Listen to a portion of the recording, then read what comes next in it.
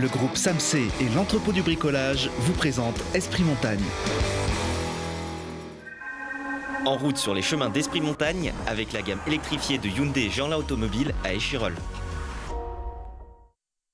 Au cœur de nos massifs avec Esprit Montagne et Poma.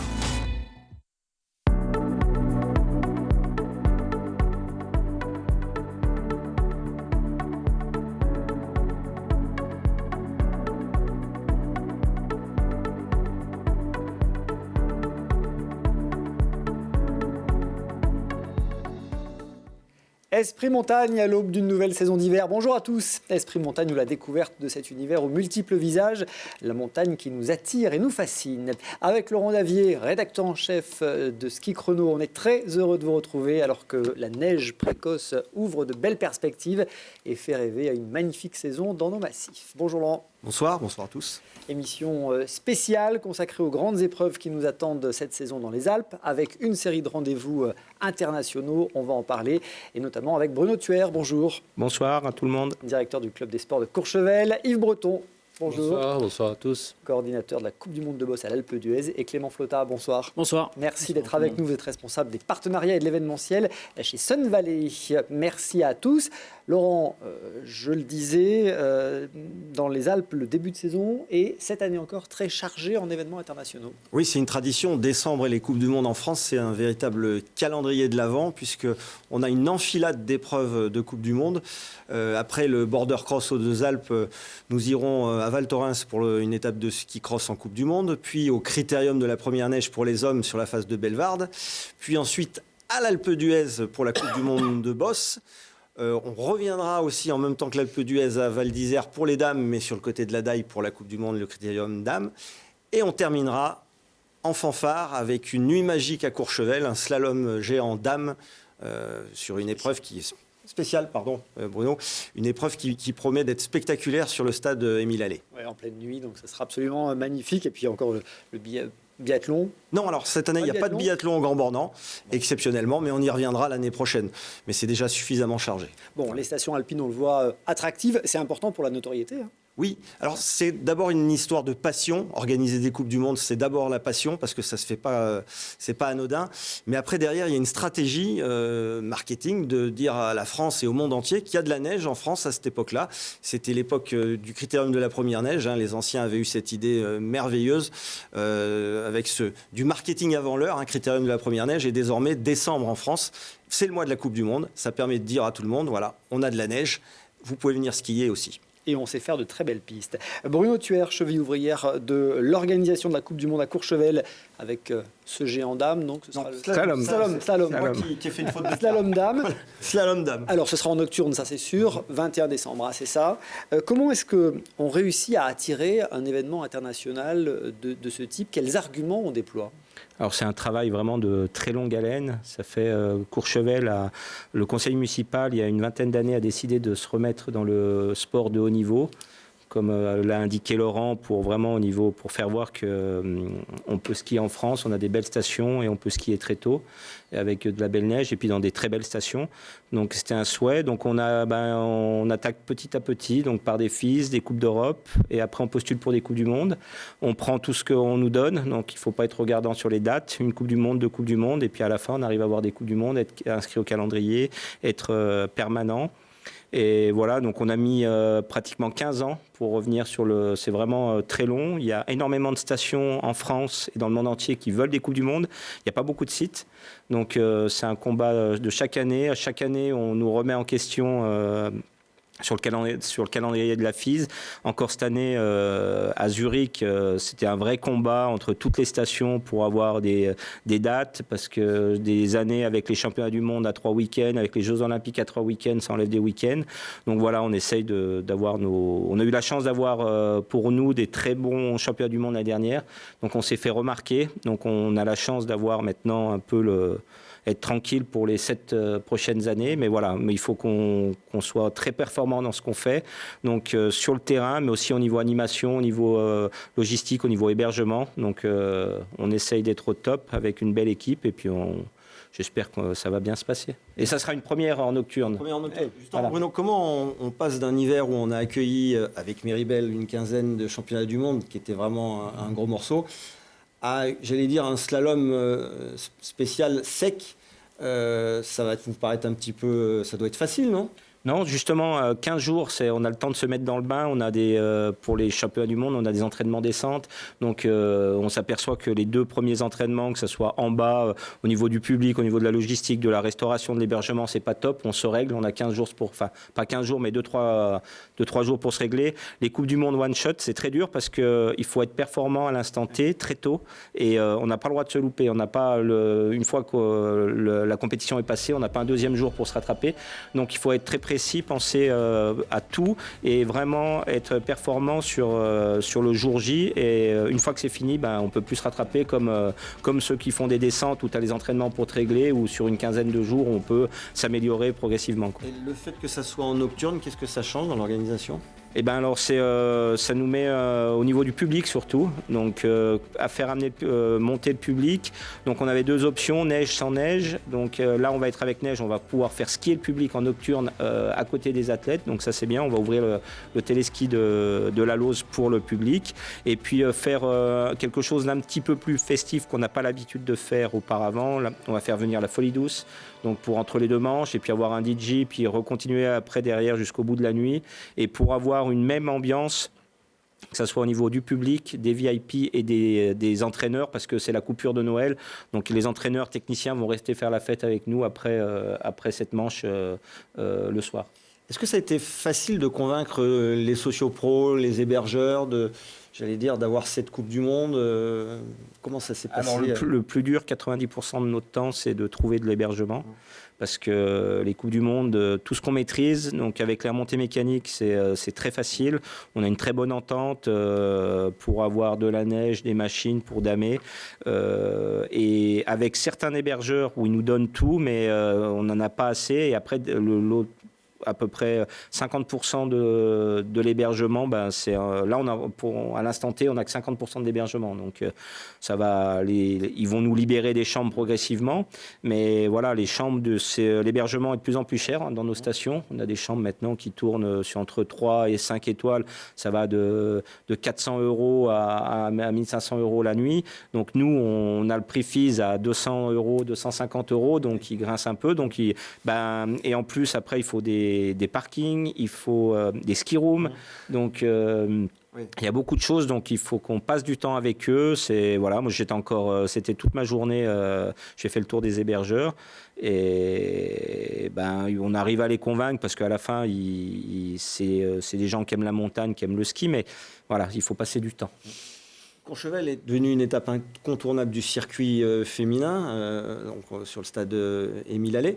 Mais Courchevel a aussi brillé avec l'Eclipse l'hiver dernier et les championnats du monde. Est-ce qu'on peut imaginer rapidement qu'une étape masculine vienne aussi s'inscrire dans votre programme ? Alors, la FIS nous avait demandé l'année dernière de revenir directement sur une Coupe du Monde hommes. Donc pour 2 raisons, on avait dit non. Pour Chamonix, parce que c'était les 100 ans de Chamonix, donc on voulait le Kandahar, et puis nous pour reposer nos équipes, parce qu'on a des équipes qui étaient cuits durs des championnats du monde et des finales, donc on voulait les remettre un petit peu au repos. Et donc on va revenir sur des épreuves techniques l'année prochaine, donc en janvier 25 avec un géant et un slalom homme, et on fera une première en 26 avec un géant homme et un slalom dame aussi sur l'Eclipse, où les femmes veulent revenir. Donc nous c'est un souhait de ne pas oublier les femmes, parce qu'on a attaqué par les femmes et par le respect, voilà, et puis par le respect du ventre, donc on veut pas laisser les femmes sur le carreau, donc et on aime bien voir les femmes concourir. Donc on aura une année sur 2, les hommes et les femmes, ou faire une épreuve homme, une épreuve dame dans le même timing. Alors vous avez une double casquette, vous êtes organisateur de la Coupe du Monde, vous êtes aussi directeur du club des sports. Ça fait quel effet d'avoir des skieuses du club qui participent et qui sont dans le portillon de départ ? Alors déjà, c'était les championnats du monde l'année dernière. Championnat du monde, on a fait un record où il n'y a aucun club dans l'histoire des championnats du monde. On avait 5 participants à un championnat du monde, et en plus 5 participants à un championnat du monde à la maison. Donc là, c'est encore le record du record. Donc ça nous a fait assez vibrer. Et le Graal, c'était le premier jour avec Alexis, qui est champion du monde chez lui. On était tous sur la piste, donc j'en ai encore... l'émotion qui me remonte. Je me souviens, avec tous les coachs, on avait fait une sacrée soirée derrière, donc c'était vraiment exceptionnel. Et puis après, là, le Salon Femmes cette année, avec sur Marie et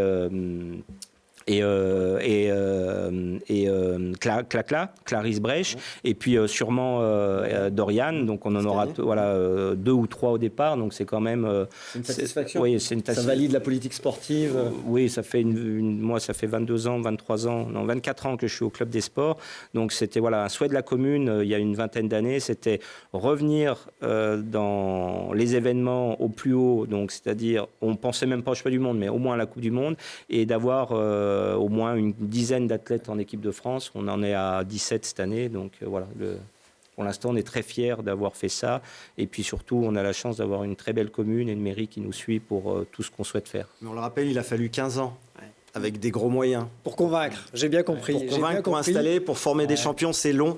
Et ça reste un défi en termes d'organisation. Il faut toujours être patient, et voilà. Donc, et puis, vous dites, on prend tout, on prend tout ce que la FIS nous donne, donc et puis on relève le défi, et voilà, on y va. Et en tout cas, un défi d'organisation, mais aussi une vitrine exceptionnelle, c'est ce que j'entends, qui se fait en partenariat, vous l'avez dit. Parmi les partenaires, vous connaissez bien Sun Valley, Clément Flotta, responsable des partenariats chez Sun Valley, la marque bien connue, cet équipementier célèbre. Vous habillez les nombreux clubs, notamment à Courchevel, l'équipe de France de Boss également, partenaire de la Coupe du Monde de Boss de l'Alpe d'Huez. Une marque qui fête ses 40 ans. On peut faire un peu d'histoire? Oui, tout à fait. C'est une marque donc avec l'accent un peu du sud, parce qu'elle est née du côté de Marseille. Ce sont il y a 40 ans tout juste, tout juste, cette année. Exactement, 1983, dans des garages du côté du Vieux-Port, pour faire l'historique. Et ce sont des frères passionnés donc, de ski de boss, Édouard et Gilles Terzibachian, donc qui ont monté cette marque parce qu'ils ne trouvaient pas le produit adapté à leur discipline qui était le ski de boss. C'était les prémices du freestyle. Clément, il y a l'accent du Sud, mais il y a un nom américain. Oui, pour tout à fait. Ouais, alors c'est un peu le petit truc l'ADN en fait de la marque, et c'est Édouard et Gilles, donc les fondateurs de la marque, qui étaient en stage à Tignes, les stages Henri Autier. Bon, j'étais pas né, mais voilà, durant les après-midi, il passait des films de hot dog, donc qui étaient les prémices du ski de boss, et les films américains donc, qui étaient tournés dans une petite station qui s'appelait Sun Valley. Donc voici un peu l'historique de la création et le choix du nom de la marque. En 40 ans, la petite entreprise a bien fonctionné. Oui. Aujourd'hui, c'est quoi? C'est une quinzaine de millions d'euros de chiffre d'affaires. Oui, quasiment 20 maintenant.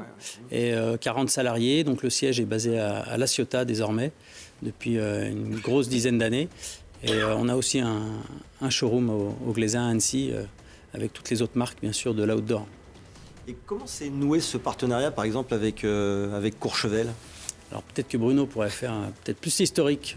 À Courchevel, ça fait pratiquement une quinzaine d'années. Donc on cherchait un partenaire. On était avec une marque, c'était Jonathan et Fletcher sur Annecy, Georges Pesset.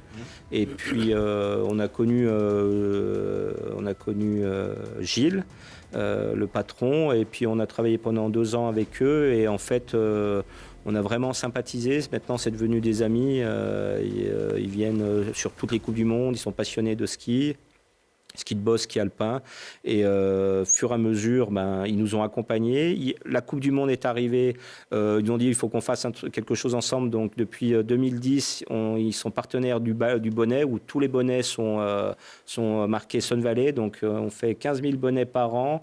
Et avec comme partenaire principal Sun Valley. Donc, ils nous accompagnent encore cette année.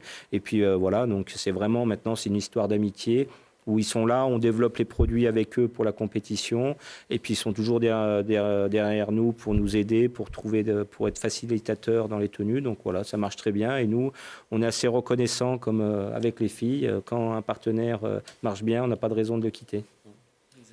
Vous êtes aussi partenaire équipementier de l'équipe de France de Boss. Ça fait 20 ans. On voit les tenues là exposées. Quelles sont les spécificités de ces tenues de bosseurs? Alors c'est surtout le fit ou le taillant, on va dire, des tenues, donc de la veste et du pantalon. Surtout le pantalon qui est très très large et puis l'entrejambe aussi très bas. Donc c'est des spécificités techniques qui sont développées en collaboration avec les athlètes. Ils viennent à La Ciotat tous les étés, ça fait 3 étés de suite, qui viennent développer le design et bien sûr le fit, le taillant de toute leur tenue. Donc c'est cette tenue que vont porter par exemple Ben Cavé à la Coupe du Monde de l'Alpe d'Huez le 15 et 16 décembre. Exactement, avec l'ensemble de l'équipe le groupe Coupe du Monde ainsi que le groupe Coupe d'Europe qui ont également les tenues. Il y a un petit côté camouflage chasseur alpin. Ouais, exactement, c'était un peu leur... Je ne sais pas si c'était dans leur souhait à la base on peut voir la vidéo de leur venue à La Ciotat avec toute l'équipe de production et de design. Mais ouais, on était plutôt sur des couleurs un peu plus flashy pour notifier les 40 ans de la marque l'an dernier. Et là, donc, cette année, ils ont plutôt choisi le sobre, la sobriété avec le kaki et le sable. D'ailleurs, on retrouve ce camouflage sur les tenues des gamins du club des sports de Courchevel. Les tenues il y a 2 ans, et là maintenant, on est tenue sable cette année.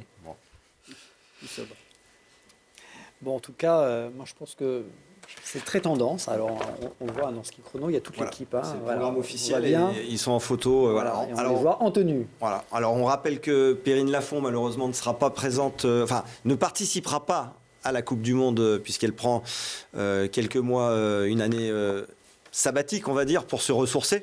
Mais il y aura Ben Cavé et il y aura toutes les jeunes pousses de cette équipe de France qui auront, j'allais dire, à cœur de montrer le maillot et l'anorak Sun Valley sur ça fait plusieurs saisons que les autres équipes nationales qui sont plutôt sur du style un peu plus fade, on va dire, sont en vue Ils sont jaloux, quoi. De l'équipe de France de Boss qui fait toujours un peu sensation, un peu le buzz dès la sortie au mois d'octobre des premiers stages en Suède, l'octobre dernier. Donc, tenue à découvrir sur les pistes, ce sera à l'Alpe d'Huez. Alors Yves Breton, c'est vous qui êtes la cheville ouvrière de l'organisation de cette Coupe du Monde de Boss à l'Alpe d'Huez, les 15 et 16 décembre, on le rappelle, 2 jours avec les meilleurs freestylers du monde. Donc ça promet un grand moment. L'Alpe d'Huez qui est désormais une habitude pour le ski de boss pour cette Coupe du Monde. Ça fait 3 ans, je crois. Effectivement, ce sera la 3e année cette année. Nous, on est quand même des petits nouveaux dans le circuit. On n'est pas des petits nouveaux dans l'organisation d'événements internationaux. Mais par contre, dans les Coupes du Monde de ski et de ski de boss, oui, c'est la 3e année. Alors, même question, comment est-ce qu'on convainc? Sur quel argument on se base? Alors, tout est parti d'un hasard, parce que l'année du Covid, l'année où le domaine skiable était fermé, l'équipe de France cherchait une piste de repli, et donc ils sont venus à l'Alpe d'Huez. Et là, ils ont découvert ce mur de boss. Il fait quand même 36 degrés de pente moyenne. C'est vraiment très impressionnant. Et là, Fabien Bertrand, le DT, nous a dit mais il faut absolument organiser ici une épreuve internationale. Et donc, on est parti sur ce challenge de faire une Coupe du Monde. Et avec l'idée d'avoir 1, 2, voire 3, voire 5 éditions. Et puis, pourquoi pas de s'inscrire vraiment dans la continuité sur cette épreuve-là. Vous avez toujours eu cette pratique d'organiser des Coupes du Monde. On se rappelle, il y a eu du snowboard du temps d'Isabelle Blanc. Il y a même eu une Coupe du Monde de ski alpin avec Fabienne Serra, si je me rappelle bien, dans les années 70. Il y a eu le ski cross avec Ophélie David. Il y a un athlète de l'Alpe d'Huez ou une athlète qui pourrait participer en boss. C'est un regret ou... Alors, on a un athlète, effectivement. Mais qui n'est pas français. Qui est franglais. Franglais. Voilà. Et donc, qui va courir pour l'Angleterre, mais qui représente l'Alpe d'Huez. C'est le petit Jameson. Voilà.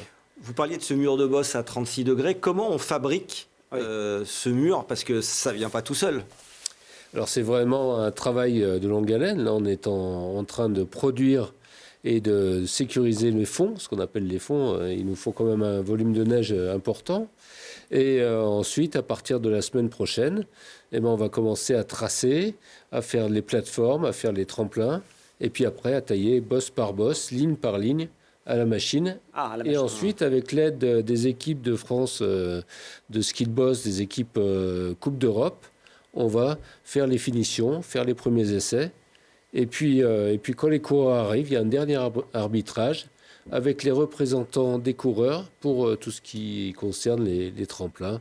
Et puis le rythme entre les bosses, et ainsi de suite. Ça veut dire que la finition, la finition se fait à la main, du coup, des bosses concrètement? La finition se fait à ski, au pied, avec beaucoup de temps de pelle. Parce que j'imagine ça a l'air très naturel comme ça, mais c'est assez codifié. Oui, c'est ça, j'imagine. On passe beaucoup de temps à mesurer, on passe beaucoup de temps au mètre laser et voilà. Et du coup, c'est jour et nuit, on surveille la météo. Quand il y a des chutes de neige, il faut tout refaire. C'est un vrai travail. Effectivement, après, une fois que les fonds sont faits et que les bosses sont faites, même s'il reneige derrière, c'est vrai qu'il va falloir dégager toute cette neige fraîche. Mais malgré tout, il y a une grosse partie du travail qui est fait.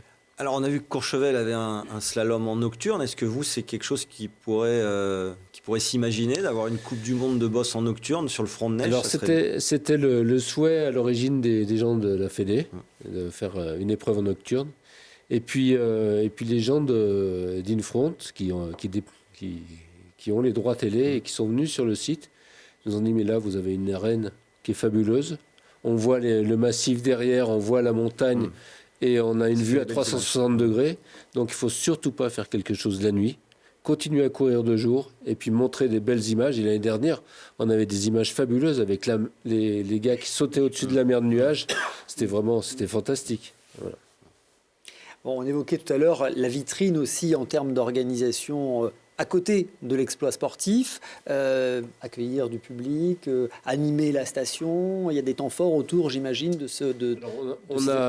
Effectivement, on a des temps forts. Les temps forts, c'est on a bien sûr une remise de dossard officielle la veille des finales. On a aussi un temps fort avec le département parce qu'on fait venir en cours de semaine des collégiens. On fait venir 350 collégiens, donc qui vont découvrir la piste, qui vont découvrir le ski de boss et communiquer avec les athlètes de l'équipe de France. Et puis, nos temps forts, c'est les deux finales, les finales de vendredi, les finales de samedi. Le stade, il est vraiment très accessible, il est en pied de station, il faut 2 minutes pour monter. Après, il faut 1 minute, 2 minutes pour descendre. Quelques fois moins pour certains, parce que c'est vraiment très raide. Mais comme on le voit sur cette image, il y a du monde. Il y a du monde. Et puis là, on est proche des athlètes, on les entend skier, on les entend souffler, on entend les skis qui tapent. C'est vraiment un spectacle qui est super chouette. Et une ambiance exceptionnelle. Yves Breton, Bruno Thuer, j'ose vous poser la question de la préservation de l'environnement. On sait que c'est une question aujourd'hui qu'on ne peut pas ne pas poser pour l'organisation de ces grands événements. Comment est-ce qu'on prend en compte cette dimension environnementale ?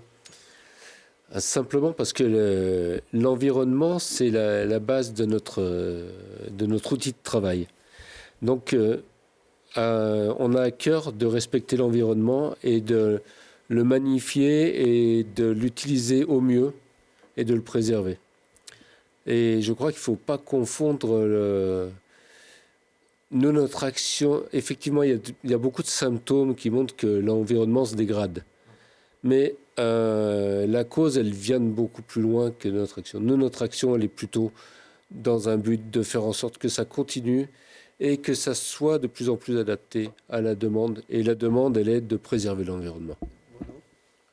Nous, on fait, chaque année, on essaye de s'améliorer et comme a très bien dit, à l'Alpe d'Huez, où nous, la montagne, on vit en montagne et notre souhait, c'est pas de l'abîmer, c'est de la préserver, c'est qu'elle continue comme ça, de chaque année, d'essayer d'améliorer ce qu'on peut améliorer sur la production de neige, sur les réserves collinaires où c'est vraiment de l'eau, les gens ne savent pas, mais une réserve pour faire de la neige, c'est de l'eau et de l'air uniquement. Il n'y a pas d'additif. Il y avait beaucoup de choses où des gens disaient que on met de l'additif. Non, on met pas de l'additif. On fait de la neige en comprimant de l'air et en mettant en pulvérisant de l'eau. Donc c'est quelque chose de très naturel. Et après, l'eau revient dans le milieu à la fonte. Et c'est même un peu mieux parce que la fonte vient tout doucement au printemps et après peut régénérer les sols et peut rentrer dans les sols doucement. Sur les éclairages, on s'est fait donc l'éclairage, on est tout en LED, donc on peut avant on a encore les images des vieux stades avec l'aïeux dur où là, ça consommait beaucoup. Donc là, ça consomme pratiquement, maintenant, on est descendu à 20% de ce qu'on consommait avant. Et en plus, sur ces 20%, c'est 100% de notre puissance. Donc on fait marcher uniquement pour la Coupe du Monde, donc c'est 1 heure. Mais après, sur les entraînements, on peut être à 10%. Donc là, c'est 10% de 20%. Donc on est à 2% de ce qu'on faisait avant. Donc voilà, c'est vraiment très peu. Et puis de faire monter des cars aussi, c'est surtout sur le public. En fait, ça, c'est les déplacements des spectateurs. Donc on a des arrangements avec la région pour faire monter des cars. La commune a fait d'énormes efforts sur les remontées mécaniques pour le transport public. Donc ils ouvrent à 7h30 et elles ferment à 23h30 donc toute l'année pour que les gens puissent monter en transport urbain par câble et pas avec les voitures. Donc voilà, on essaye de trouver des solutions avec nos moyens, mais il faut bien se dire que nous habitons en montagne toute l'année et notre souhait c'est de la préserver pour continuer d'habiter en montagne. Yves, un mot au-delà de la Coupe du Monde de boss, quels sont les autres temps forts de la saison à l'Alpe d'Huez? Les autres temps forts, on en a de nombreux. Si je pars un petit peu par la fin, on va parler de Tomorrowland. Tomorrowland, c'est notre grand festival de musique électro, les 100 plus grands DJ du monde qui vont venir donc du 18 au 23 mars à l'Alpe d'Huez. C'est des sets qui sont suivis par des milliers et des millions de personnes sur les réseaux sociaux. Ensuite, on va avoir notre festival international du film, de comédie et d'humour, qui est un festival aussi qui prend de l'ampleur. On a fêté l'année dernière les 20 ans et là, il y a encore une belle édition qui se prépare. Et puis, juste avant, le trophée Mer Montagne, où là, c'est une rencontre des navigateurs avec les gens de la montagne. Et finalement, on retrouve beaucoup d'ADN commun entre ces grands navigateurs et puis les gens de la montagne. Et la passion aussi du milieu et la passion de préserver ce milieu. On ne va pas s'ennuyer à l'Alpe d'Huez cette année, ni à Courchevel d'ailleurs. Voilà. J'ai bien compris. Allez Laurent, on va conclure avec le nouveau ski chrono, je l'ai là. C'est bien sûr un numéro spécial Coupe du Monde. Ah oui. Voilà, avec toutes les Coupes du Monde, mais aussi un dossier sur les ambitions françaises pour les Jeux Olympiques de 2030. Un portrait de Lou Jean Monod, un portrait nature, une interview de Xavier Fournier, l'entraîneur des descendeurs français depuis 20 ans. Donc voilà, c'est un numéro, c'est toute l'actualité de la neige. Et puis j'en profite aussi pour présenter 2 autres petits produits. Les plus beaux panoramas. Un produit Dauphiné-Libéré, donc avec beaucoup de panoramas de montagne, et un petit coup de cœur, ce livre sur Karine Ruby qui vient de sortir, écrit remarquablement par Rémi Fier, où on voit toutes les facettes de cette championne, de ce petit rubis, de ce petit bijou, qui malheureusement est parti en 2009, victime de la montagne et qui s'apprêtait à être guide de haute montagne. Voilà, c'est remarquable et je vous le conseille, c'est formidable. Eh ben c'est noté, ça fait aussi des beaux cadeaux à l'approche de Noël. Merci beaucoup, merci Laurent, merci à vous d'avoir été présent sur notre plateau. Esprit Montagne, l'émission des amoureux de la montagne, 4 saisons. Merci à tous de votre fidélité, très bon hiver et à très vite pour un nouveau numéro.